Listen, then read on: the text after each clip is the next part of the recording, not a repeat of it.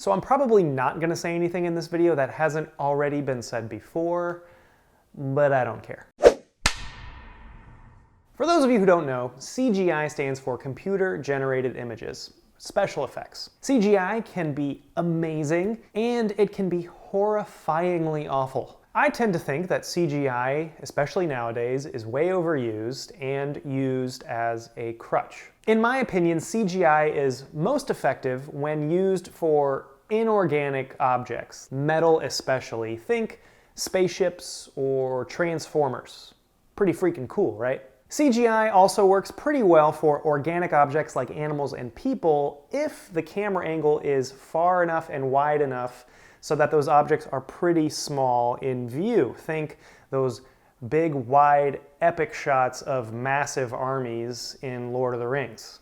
But in my opinion, CGI looks horrible when used for medium and close-up shots of animals and people.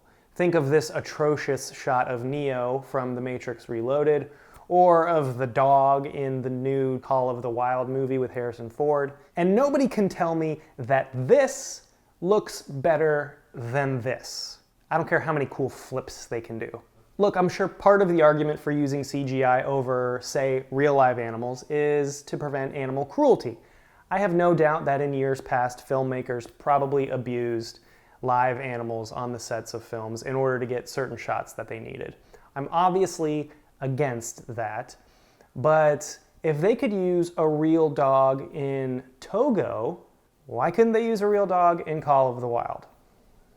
And are you telling me they couldn't find a live bear to film this one short scene in The Wolfman?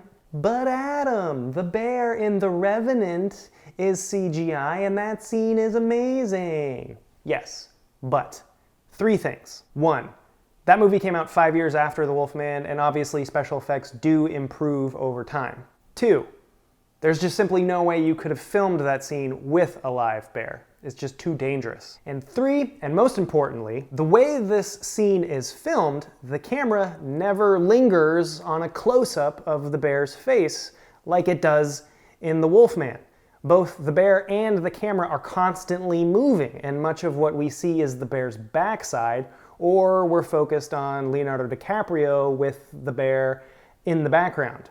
And something tells me, since this scene was the scene in The Revenant, the filmmakers and visual effects artists probably spent a lot of time studying the movements of real bears to make sure they were able to make it look as realistic as possible. In other words, they didn't half-ass it. Now, I know I've called the use of CGI lazy in some of my past videos, but I don't want you to get me wrong. I know that the editors who create these visual effects and animations spend countless hours creating them, and it is skillful, difficult, tedious work. When I say lazy, I mean it's lazy for a director or a production company to say, look, I don't want to go through the trouble of paying for a live animal and a trainer and filming everything in camera, so let's just pay somebody to make it CGI. Boo! It looks fake and it takes the viewers out of the experience. And if you can't get that shot or scene without using CGI, maybe don't do it. Or think of some creative camera angles to make the CGI a little less in your face or noticeable. Or maybe invest in some practical effects and makeup artists.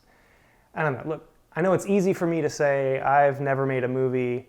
I know it's an incredibly difficult process, but I do know what works as an audience member and what doesn't work.